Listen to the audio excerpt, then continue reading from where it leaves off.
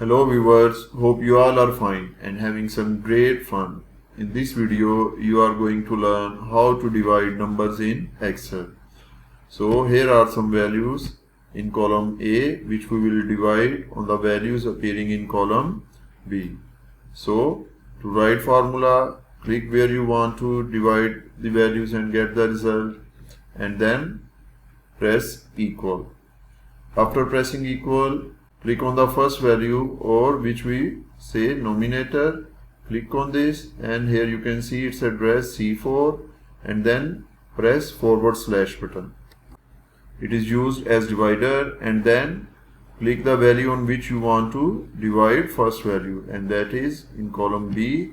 Click on it and press enter. Here you can see the result, that is 4. So now to apply this formula on remaining values, click on the right bottom of the cell and drag the formula to remaining cell, and here you can see the values are appearing.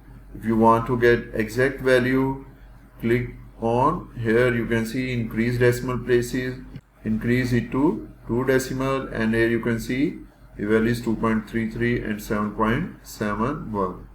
So this is how you can divide numbers in Excel. In the end, if this video has helped you, please like and share this video and subscribe our channel. Thank you.